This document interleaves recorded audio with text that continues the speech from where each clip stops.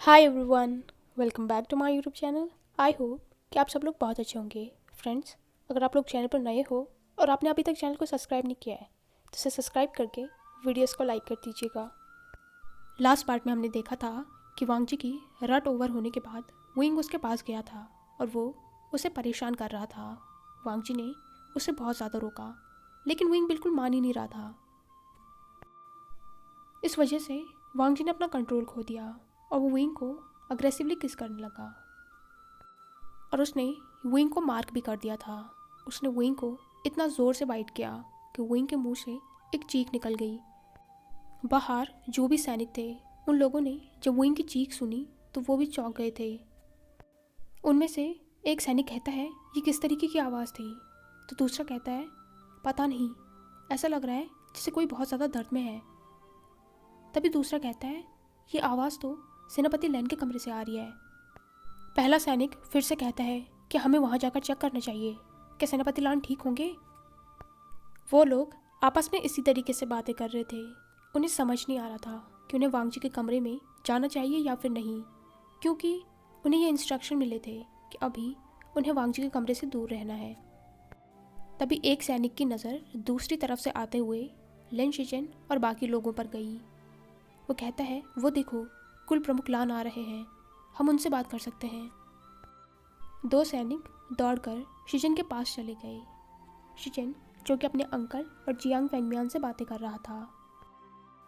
उन सैनिकों ने दौड़कर जाकर शिचेन, चिरेन और जियांग फेंगमियान को बो किया। वो कहते हैं कुल प्रमुख लान, सेनापति लान के कमरे से किसी के चीखने की आवाज़ आई है।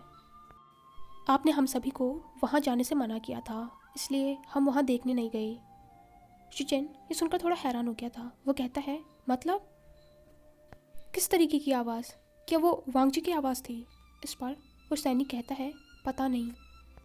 लेंचिरेन और जियांग फेंगमियान भी सरप्राइज हो गए थे। शिचेन कहता है अंकल मैं देख कर आता हूँ। वो दौड़कर वांगजी के कमरे की तरफ चला गया। लेंचिरेन और जियांग फेंगमियान भी उसके पीछे पीछे आ रहे थे। दूसरी तरफ वांगजी अब विंग से अलग हो गया था। फाइनली उसने विंग को मार्क कर दिया है। वांगजी के लिप्स पर विंग का ब्लड लगा हुआ था। विंग ने तो उसे टाइटली हक कर रखा था। उसका शरीर दर्द से कांप रहा था। उसे इतना ज़्यादा दर्द पहले कभी भी महसूस नहीं हुआ। जब वांगजी ने विंग के गर्दन पर अपना दिया हुआ मार्क देखा तो उसे एक अलग ही सेटिस्फैक्शन महसूस हुआ।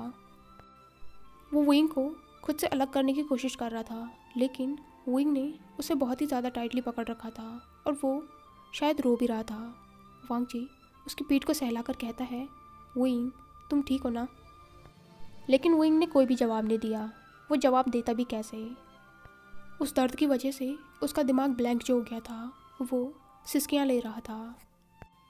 बहुत मुश्किल से वांगजी ने उसे खुद से अलग किया। उसने विंग का चेहरा देखा जो पूरा मैस हो गया था। विंग बहुत ज़्यादा रो रहा था, लेकिन वांगजी के चेहरे पर एक सॉफ्ट सा लुक था। ये पहली बार है जो विंग को रोता देखकर उसे टेंशन नहीं हो रही है। वो उसके आंसुओं को पोंछकर कहता है कि तुम्हें ज़्यादा दर्द हुआ? ये दर्द थोड़ी देर तक रहेगा, उसके बाद ये ठीक हो जाएगा। लेकिन विंग तो कुछ भी नहीं सुनना चाहता था। वो वांगजी को उसकी चेस्ट पर मारने लगा। वो कहता है तुम कितने ज़्यादा हार्टलेस हो, आखिर तुम मुझे इस तरीके से कैसे बाइट कर सकते हो? मुझे बहुत ज़्यादा दर्द हो रहा है, मुझे तुम्हारे साथ नहीं रहना है। वो वहाँ से उठने वाला था, लेकिन वांगजी ने उसे पकड़ लिया। वो कहता है विंग आई एम सॉरी, लेकिन मार्क करने पर दर्द होता है। इस पर विंग मुंह बनाकर कहता है तुमसे किसने कहा कि मुझे मार्क करो? मुझे तुमसे कोई बात नहीं करनी है, हटो यहाँ से।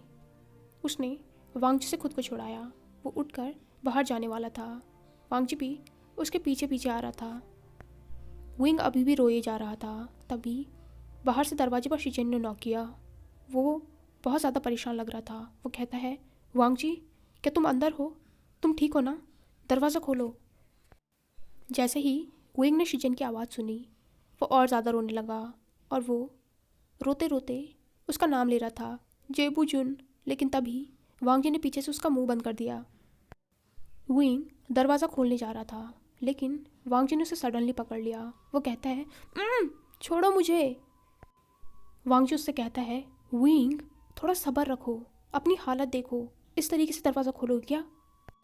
रो रो कर विंग की आंखें पफी हो गई थी, उसके गाल लाल हो गए थे, बाल बिखरे हुए थे और रोप्स, उसके आउटर रोप्स तो पूरे निकल रखे थे और इनर रोप्स भी एक कंधे से नीचे आ रखे थे। अपनी हालत को रियलाइज़ करके विंग भी रुक गया। आखिर वो जेबुजुन के सामने ऐसे तो नहीं जा सकता है। वांग जी ने उसके पास आकर उसके घाव से उसके बालों को हटाया और फिर उसे साफ़ किया। उसके बाद उसने उसके कपड़ों को ऊपर किया। वो उसके चेहरे से उसके आंसुओं को पोंछ रहा था, लेकिन जितना वो पोंछ रहा था विंग के आंखों से उतने आंसू निकले जा रहे थे। वो कहता है, विंग तुम रो क्यों रहे हो? लेकिन विंग को उससे बहुत ज़्यादा नाराज़ था। उसे वांग जी की बातें सुनकर गुस्सा आ रहा था। आखिर वो ऐसे कैसे पूछ सकता है कि वो क्यों रो रहा है? आखिर उसे पता भी है कि उसे कितना ज़्यादा दर्द हो रहा है। एक तो उसने बिना उसे बताए उसे माफ़ कर दिया और ऊपर से वो उसे इस तरीके का क्वेश्चन पूछकर उसका दिमाग और ख़राब कर रहा है। वो कहता है, लानजान मुझसे दूर रहो, मुझे तुमसे कोई भी बात नहीं करनी है। शिचिन ने एक बार फिर से दरवाज़ा खटखटाया। अब तो चिरन और जियांग वेंगमियान भी दरवाजे पर आ गए थे। लन चिरन और जियांग वेंगमियान की आवाज़ सुनकर विंग डर गया था। वो कहता है, तुम्हारे अंकल? लानजान, अब वो मुझे अच्छे से डांटने वाले हैं। उसने वांग जी का हाथ पकड़ लिया था। वांग जी कहता है, अभी तो तुम मुझसे दूर जा रहे थे और फिर से मेरा हाथ पकड़ रहे हो। विंग ने पाउट करके उसका हाथ छोड़ दिया। वो कहता है, तुम ऐसे ही हो, मैं तुम्हारी वजह से इस मुसीबत में फंसा हूँ। अगर उन्होंने मुझे डांटा ना तो मैं उन्हें सब कुछ बता दूंगा। इस पर वांग जी कहता है, तुम मेरे कमरे में आए थे, मैंने तुम्हें नहीं बुलाया था। वांग जी की बातें सुनकर विंग हैरान हो गया था। आखिर ये आज उसे हो क्या गया है? ये किस तरीके की बातें कर रहा है? तभी वांग जी ने जाकर दरवाज़ा खोला। शिचिन उसे देखकर कहता है, वांग जी तुम ठीक हो ना? सैनिकों ने यहाँ से किसी के चिल्लाने की आवाज़ सुनी। तभी उसकी नज़र अंदर खड़े विंग पर गई, जिसने अपनी गर्दन झुका रखी थी।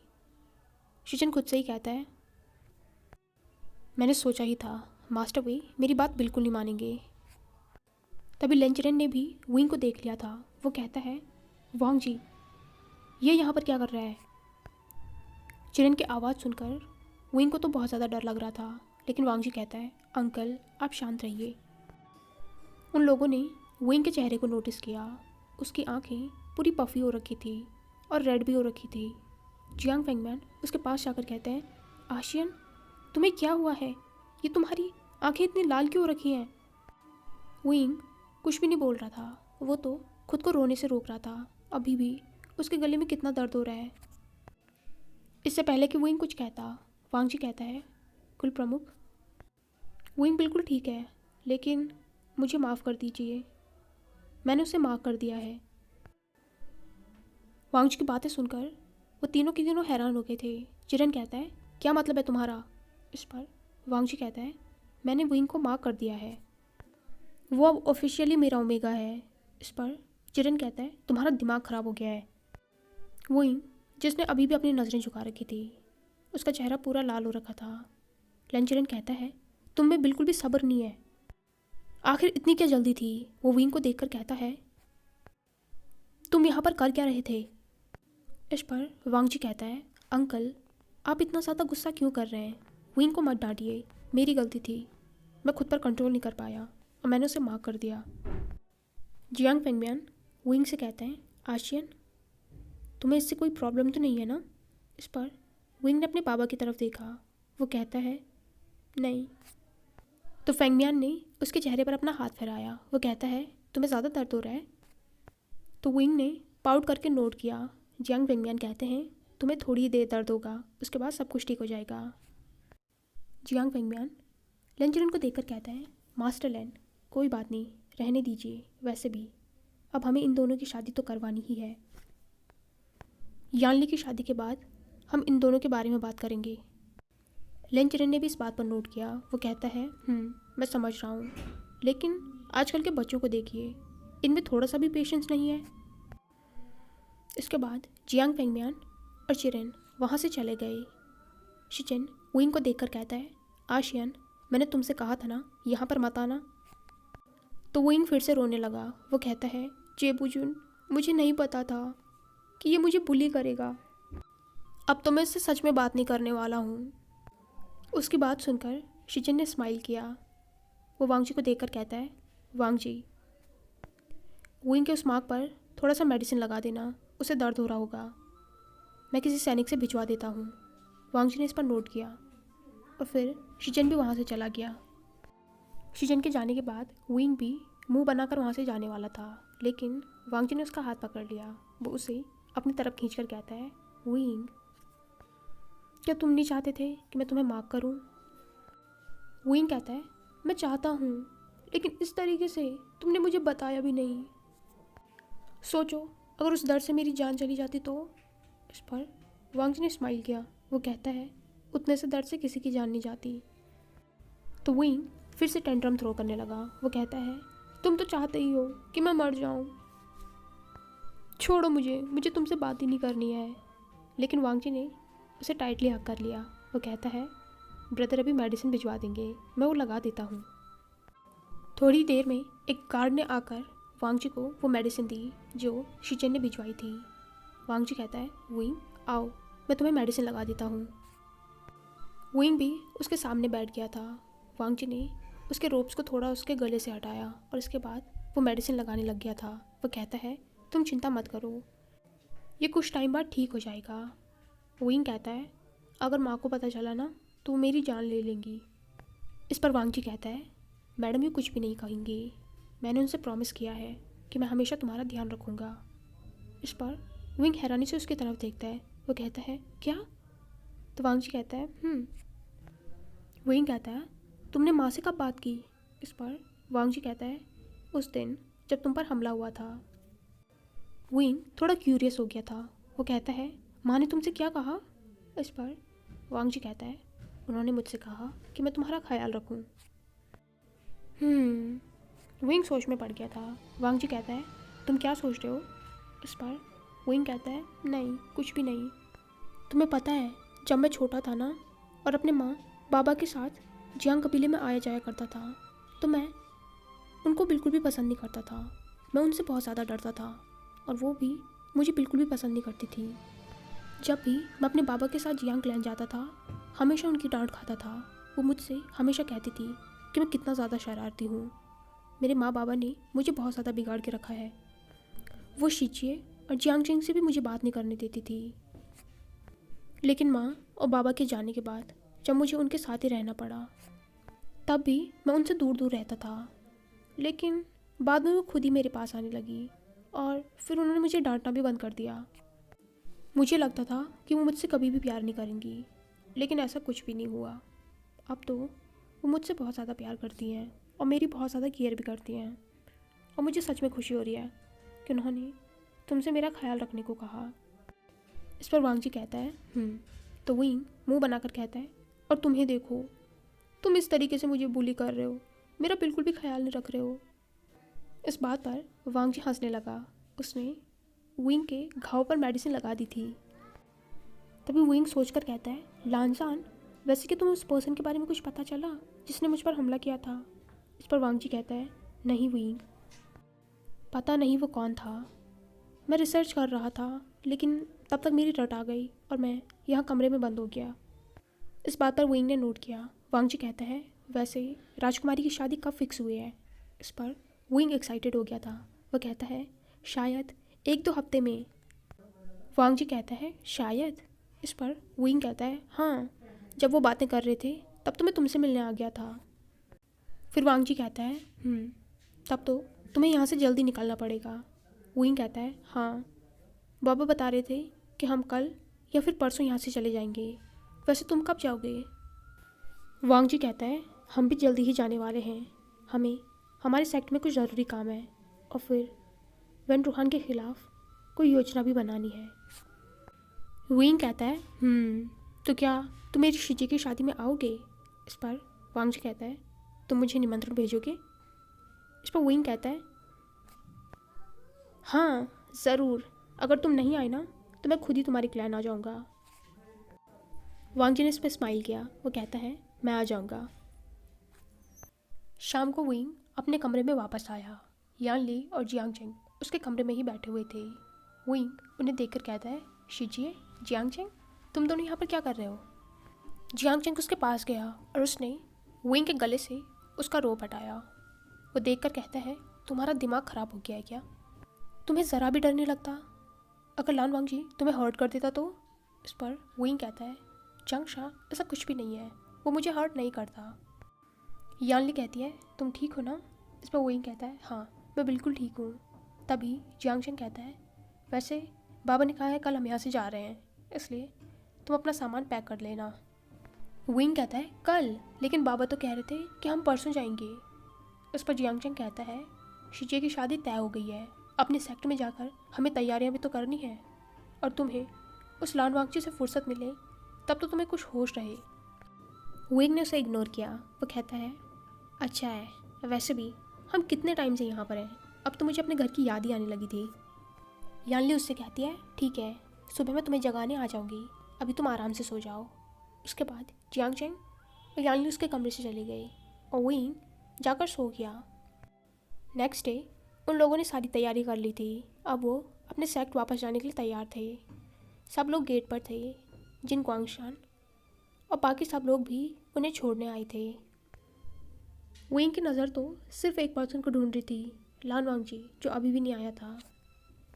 मैडम उसे देखकर कहती है, आइंग क्या हुआ है, चलो। इस पर विंग ने नोट किया, लेकिन वो मुड़कर पीछे देख रहा था।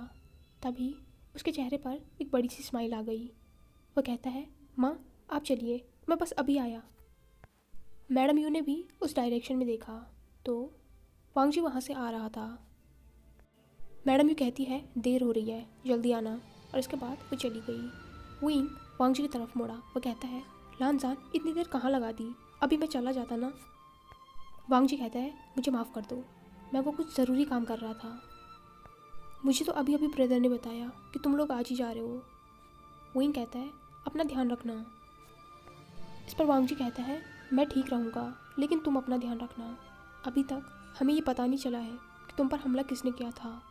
हो सकता है वो पर्सन तुम पर फिर से हमला करे, इसलिए सतर्क रहना, और कुछ भी हो तो मुझे इन्फॉर्म करना। इस पर विंग कहता है, लानजान तुम अभी भी उस बारे में सोच रहे हो, मैं बिल्कुल ठीक रहूँगा। इस पर वांगजी कहता है, चाहे कुछ भी हो, अपना ध्यान रखना। मैं तुमसे राजकुमारी की शादी पर मिलूँगा। उसने विंग के माथे पर किस किया। विंग ने उसे अपनी बड़ी सी स्माइल दिखाकर उसके लिप्स पर किस किया। वो कहता है, तुम भी अपना ध्यान रखना, मैं जा रहा हूँ। और उसके बाद वो वहाँ से चला गया, लेकिन बार बार वो मुड़ के पीछे देख रहा था। वांगजी ने उसकी तरफ स्माइल किया तो विंग को थोड़ा अच्छा लगा और वो अपनी फैमिली के साथ वहाँ से चला गया। वांगजी जो अभी भी विंग को जाते हुए देख रहा था, शीचन उसके पीछे से आकर कहता है, अगर तुम चाहो तो उसके साथ जा सकते हो। ये सुनकर वांगजी कहता है, नहीं, मैं तो बस ऐसे ही। इस पर शीचन उसकी तरफ स्माइल करके कहता है, कोई बात नहीं वांगजी, मैं तो बस तुम्हें छेड़ रहा हूँ, चलो। हमें भी अब यहाँ से अपने सेक्ट जाने की तैयारी करनी चाहिए, कुछ ज़रूरी काम हो तो उसे कर लो। इस पर वांगजी ने नोट किया। जियांग फैमिली यूनमंग पहुँच गई थी। सब लोग उनका वेट कर रहे थे, खासकर छोटे छोटे बच्चे। वो तो अपने शियान गगा और यानली जीजी का इंतज़ार कर रहे हैं। जैसे ही उन बच्चों की नज़र विंग और यानली पर गई, वो ज़ोर ज़ोर से उनका नाम चिल्लाने लगे। विंग और यानली भी उन्हें देखकर बहुत ज़्यादा खुश हो गए थे। ये देखकर जियांग चंग ने अपनी आई रोल की। वो कहता है, तुम लोग इतने बड़े हो गए हो और फिर भी इन बच्चों के साथ खेलते हो। विंग ने उसकी तरफ अपनी जीभ दिखाई। वो कहता है, तुम्हें क्या पता, उनके साथ खेलने में जो सुकून है वो कहीं भी नहीं है। विंग ने उस नाव से जंप लगा दी। मैडम भी कहती है, आइंग ऐसा मत करो, गिर जाते तो। लेकिन विंग कहाँ सुन रहा था। वो दौड़कर उन बच्चों के पास गया और घुटनों पर उनके सामने बैठ गया। सब ने उसे घेर लिया था। वो बच्चे खुशी से उसे हक कर रहे थे, उसे किस कर रहे थे। वो कहते हैं, शियान गगा, आपने आने में कितनी देर लगा दी, हमने आपको कितना मिस किया। इस पर विंग पाउट करके कहता है, मैंने भी तुम लोगों को बहुत ज़्यादा मिस किया, लेकिन ये आ ही नहीं रहे थे। तभी एक बच्चा कहता है, अब आप आ गए हैं ना तो हम बहुत मस्ती करेंगे। इस पर विंग कहता है, बिल्कुल। तभी उनके पास यानली भी आ गई। उन सब ने यानली को भी हक किया। वो बच्चे कहते हैं, शिजे, हमने सुना है कि आप शादी कर रहे हो। इस पर याली ने नोट किया। वो सब लोग भी खुश हो गए थे। वो कहते हैं, वाह, अच्छा अच्छा खाना मिलेगा और नए नए कपड़े पहनने को मिलेंगे। विंग को उनकी बातें सुनकर हंसी आ रही थी। हाँ, सबको अपनी अपनी लगी है। किसी को खाना चाहिए तो किसी को कपड़े। वो कहता है, सबको नए कपड़े मिलेंगे, लेकिन उसके लिए सबको मेरी मदद करनी पड़ेगी। अब शिजिए की शादी है तो पूरे युनमंग को सजाना पड़ेगा। जो भी युनमंग को सजाने में मेरी मदद करेगा उसी को नए कपड़े मिलेंगे। सारे बच्चे ज़ोर ज़ोर से चिल्ला के बोल रहे थे कि वो उसकी मदद करेंगे। ये सब कुछ देखकर वो बहुत ज़्यादा खुश हो गया था। फाइनली इतने दिनों के बाद उसे अपने घर आने को हुआ और इन बच्चों के साथ खेलने को हुआ। जियांग फेंगमियान और मैडम यू उनकी तरफ देखकर मुस्कुरा रहे थे। मैडम यू कहती है, उन्हें रहने दीजिए, अब वो ऐसा ही करेंगे। हमें जो ज़रूरी काम है वो कर लेने चाहिए। इस पर जियांग फेंगमियान ने नोट किया। हाय एवरीवन, आई होप कि आपको ये पार्ट पसंद आया हो। अगर आपको ये वीडियो पसंद आई हो तो इसे लाइक, कमेंट, शेयर और चैनल को पक्का से सब्सक्राइब कीजिए। Thank you.